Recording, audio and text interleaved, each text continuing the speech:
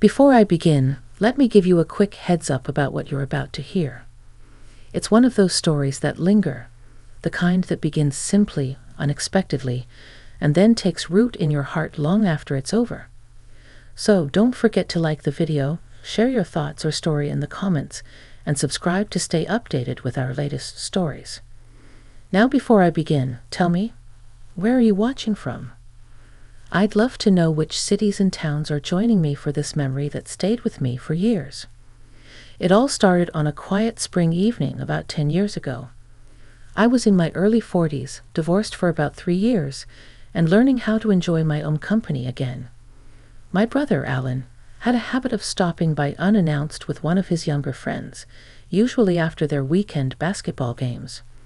That particular Saturday, he showed up with a young man named Tyler. I remembered him vaguely. He'd been around a few times before, polite, quiet, and with this easy kind of smile that didn't seem to ask anything from anyone. The sun had just dipped below the oak trees outside my kitchen window, and the air smelled of rain and fresh-cut grass.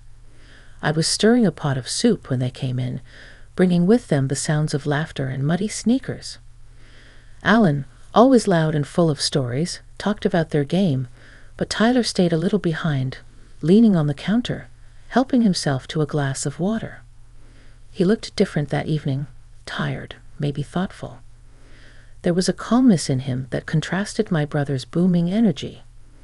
When Alan left after dinner, saying he had to run an errand before heading home, Tyler offered to help me clean up. I almost said no.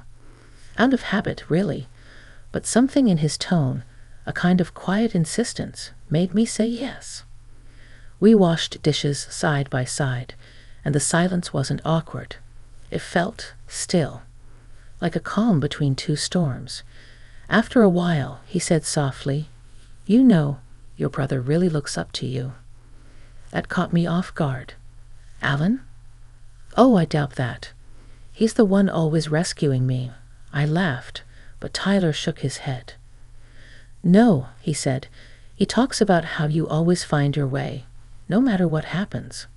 He says you're the strongest person he knows." For a moment, I couldn't find words. I just looked at the soapy bubbles between my hands. It had been years since anyone had said something kind to me like that, without expecting anything in return. I asked him how things were going with his studies. He'd been taking some classes at the community college, I remembered, and that opened a door. He talked about pressure, about expectations, about how hard it was to figure out who you are when everyone else already has an idea of who you should be. I found myself listening more deeply than I had in a long time. Maybe because I remembered that feeling too, being lost in your own life, trying to sound sure when you aren't. We moved from the kitchen to the porch when the dishes were done. The evening had turned cool, and the rain had started again, soft and steady. The porch light cast a golden glow over the wooden railings, and the smell of wet earth filled the air. He leaned forward, elbows on his knees, staring into the dark yard. "You ever feel like you're standing still?" he asked quietly, "while everyone else keeps moving?" I smiled, not because it was funny, but because it was so familiar. "More times than I can count," I said, "but I learned that standing still isn't always bad. Sometimes it means you're catching your breath." He looked at me then, and there was something in his eyes. Not admiration exactly, but understanding. A kind of silent thank you. We sat there for a long time, just listening to the rain. No plans, no awkwardness, no need for words. It was a small, quiet moment, but it felt significant, like something had gently shifted, though I couldn't name what it was yet. When he finally stood to leave, he said, "I'm glad I stayed back tonight." I told him I was too. As I closed the door behind him, I found myself lingering for a moment, listening to the soft rhythm of the rain. I didn't know then that this small, unexpected evening would be the beginning of something that would change the way I understood connection, kindness, and how people can cross paths in ways that stay with you for years. And that was the night everything quietly began. The following week passed like any other. work, errands, the hum of routine. But there was something about that evening with Tyler that kept resurfacing in my thoughts. It wasn't just the conversation. It was the honesty of it, the way it had felt like two people talking without any masks. I'd grown so used to conversations that skimmed the surface, neighbors discussing weather, coworkers gossiping over coffee, but that night had gone deeper, and I found myself missing that feeling. It was Friday afternoon when Alan called, his voice cheerful as ever. "Hey, sis, I'm coming by tonight. You'll have company again. Tyler's tagging along." I hesitated for a second before answering. "Sure, bring him," I said, trying to sound casual, though something fluttered quietly in my chest. The sky was clear that evening, painted in shades of lavender and gold as the sun dipped low. I set the table on the porch, deciding we'd eat outside. The air was warm and soft, carrying the scent of honeysuckle from the fence line. When Alan and Tyler arrived, they brought the same burst of noise and laughter, but this time I noticed how Tyler's eyes met mine for just a moment longer than usual when he greeted me. Dinner was easy. Alan dominated the conversation as he always did, telling stories from his work and cracking jokes that made even me laugh. But I noticed how Tyler listened more than he spoke, occasionally glancing my way as if checking whether I was enjoying myself. When the meal was done, Alan received a phone call and stepped away, leaving the two of us again in that familiar, quiet rhythm. Tyler leaned back in his chair, watching the sky fade into evening. "You've got a peaceful place here," he said. "It feels safe." I smiled at that word. That's what I've tried to make it. Took a long time to find peace after everything. He nodded, and there was a softness in his expression. "I get that. Sometimes I think peace is harder to find than happiness." I looked at him then, studying the thoughtful way he spoke. "You talk like someone who's lived a lot more than his age suggests," I said. He laughed quietly. "Maybe I just pay attention. My dad left when I was little, so I had to grow up fast. Guess that sticks with you." Something inside me tightened, not out of pity, but out of recognition. I'd raised my son mostly on my own after my divorce, and I knew the weight that came from having to be strong before you were ready. The conversation drifted from there, books we'd read, places we dreamed of visiting, small stories from our pasts. The night grew darker, the stars clearer, and the world felt like it had shrunk to just the porch, the crickets, and our voices. When Alan came back, the spell broke. He and Tyler said their goodbyes, and I watched them disappear down the driveway. But before Tyler got into the truck, he turned and said, "Thanks for dinner. And for listening." After they left, I sat for a long time in the quiet, watching the last of the candlelight flicker out. There was something new inside me, a mix of calm and curiosity. I told myself it was just nice, having someone to talk to who saw me as more than Alan's sister. Still, I caught myself glancing at the clock the next few evenings, half expecting a knock on the door. A week later it came. It was early evening, and I was out in the garden, trimming the hydrangeas, when I heard someone call my name. I turned, and there he was, walking up the path with that same easy smile. "Alan's not with me," he said quickly, as if reading my mind. "I was just driving by and thought I'd stop to say hi, if that's okay." "Of course," I said, brushing the dirt from my hands. "You caught me mid-gardening. Want some lemonade?" We sat on the back steps this time, the kind of spot that doesn't require small talk. The air was warm, the light golden. He asked me about the flowers, and I told him how my mother used to grow the same ones when we were kids. The conversation turned gentle, filled with those quiet spaces where you don't feel the need to fill the silence. Then he said something that caught me off guard. "I think people find comfort in you," he said softly, "like they can breathe a little easier just being around you." I laughed, but it wasn't to deflect. It was out of surprise. That's a nice thing to say. I'm not sure it's true, though. "It is," he said simply. There was something about the way he said it that went beyond politeness. It carried weight, sincerity. And I felt something shift again, quietly but unmistakably. As the sun dipped below the horizon, he stood to leave. "I'll see you around," he asked, almost like a question he was afraid to push. "Yes," I said, and this time I meant it. When he walked away down the path, the evening air felt charged somehow, like the world had tilted just slightly. I didn't know what would come of it, or if it should come to anything at all. But deep down, I knew one thing. A connection had begun. It was almost a month before I saw Tyler again, though his name came up now and then when Alan stopped by. Each mention brought a quiet flutter of something I didn't care to name. Life went on. Work, errands, long walks in the evenings. But somewhere in the rhythm of those days, I began to notice a kind of restlessness I hadn't felt in years. Not loneliness exactly, but awareness. Of how quiet my house was. Of how much I missed good conversation, real conversation. Then one Sunday afternoon, as the sky hung heavy with gray clouds, I found him again, or maybe he found me.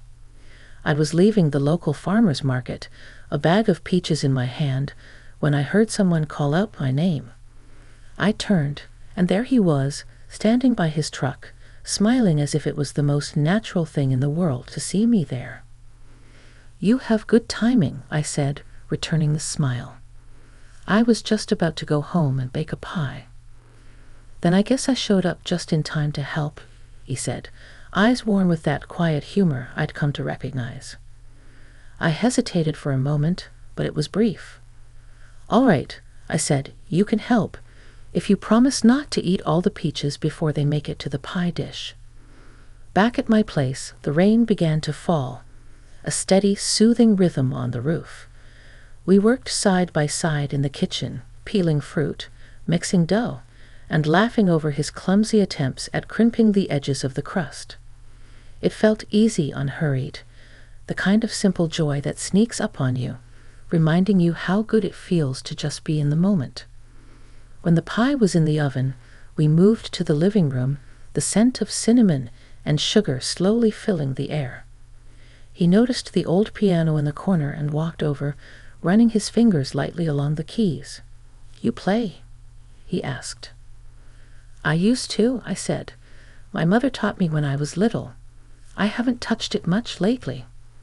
He sat down and pressed a few keys, the soft notes sounding slightly out of tune. "Play something," he said gently. I started to shake my head, but then I did. The melody that came was simple, an old song I hadn't thought of in years, but as my fingers found the rhythm, something inside me loosened.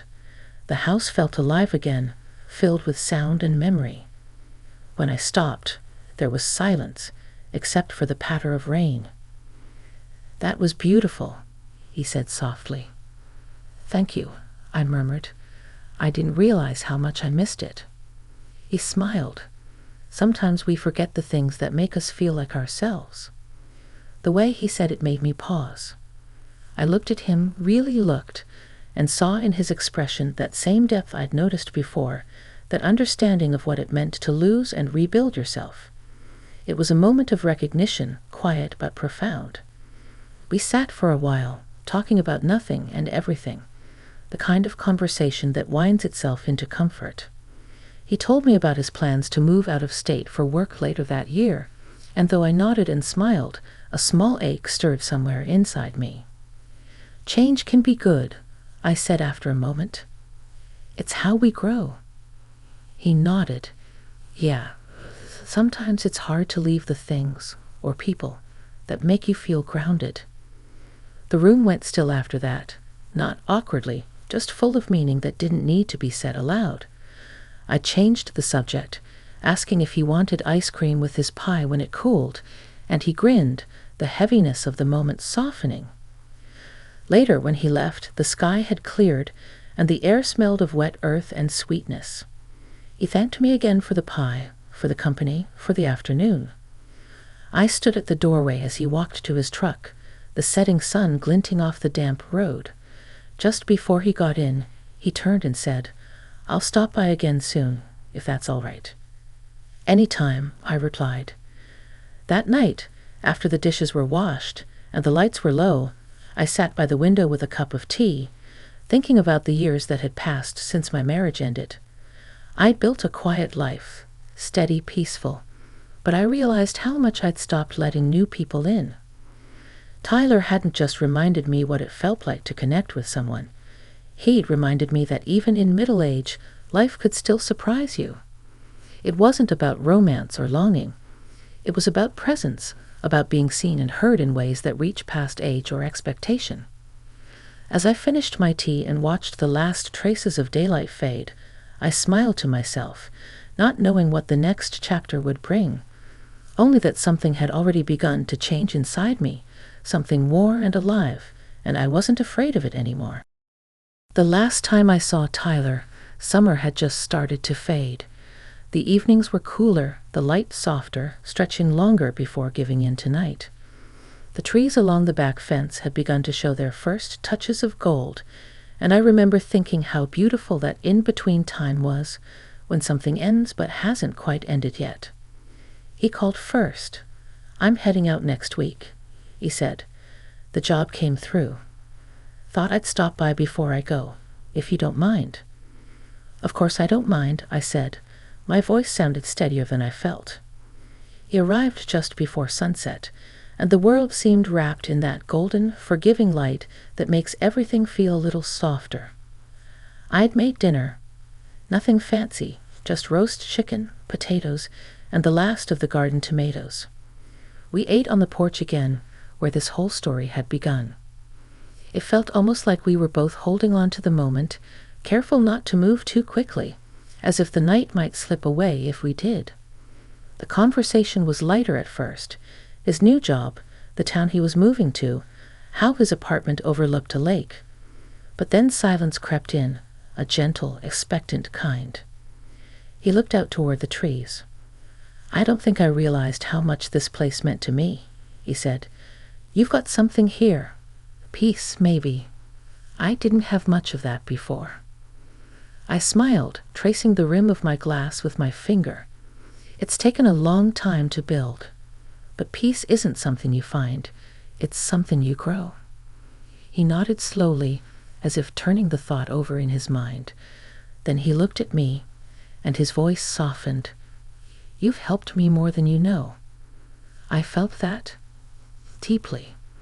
And you've reminded me that life doesn't stop surprising us," I said quietly. For a long time, we just sat there, listening to the crickets and the faint rustle of the wind through the trees. It wasn't dramatic or full of grand emotion, just two people sharing a space that had become safe, familiar, meaningful. When he finally stood, the light had faded, and the porch was bathed in the warm glow of the old hanging lantern. I walked him to the edge of the yard, the gravel crunching under our feet. He paused before getting into his truck. "I'll keep in touch," he said. "I hope you do," I replied. He smiled, that same easy smile I'd seen the very first night. "You know, I think you were right," he said. "Standing still isn't always a bad thing. Sometimes it's where we find out who we really are." And then he was gone, his taillights disappearing down the road, leaving only the hum of the summer night behind. I stood there for a while, letting the quiet settle around me. There was a tenderness in the moment, not sadness, not exactly, but a kind of grateful ache. Because I knew this wasn't an ending, not really. Some people come into our lives not to stay forever, but to remind us of something we'd forgotten. That connection has no timetable, and healing can arrive in the most unexpected forms. Weeks passed, then months. We exchanged a few messages, short and warm. He said he liked his new job, that he'd found a small coffee shop by the lake that reminded him of my kitchen. I told him my garden was doing well, that I'd taken up the piano again, though I still couldn't play without missing a note or two. Life returned to its familiar rhythm, but I was different now, steadier, more open. Sometimes, on quiet evenings, I'd sit on that same porch with a cup of tea and listen to the wind in the trees. And I'd think about how strange and beautiful it is, the way people can find each other at just the right moment, not to change everything, but to remind us that we're still capable of growing, still capable of being moved. That memory, that season, stayed with me, not as a longing, but as a lesson. That even when life feels settled, there's room for surprise, for understanding, for kindness, for a new chapter that doesn't erase the old ones, but makes them mean more. And every so often, when I hear rain start to fall on the roof, I think back to that first evening. 2 strangers washing dishes, a quiet porch, and a conversation that became the start of something neither of us expected. Thank you for listening to this story. If it touched you in some way, don't forget to like the video, share your thoughts or stories in the comments, and subscribe for more memories like this. Now tell me, where are you watching from tonight? I'd love to know which towns and cities are here with me, as I remember the time my brother's young friend opened up to me, and how that simple act reminded me that the heart never really stops learning.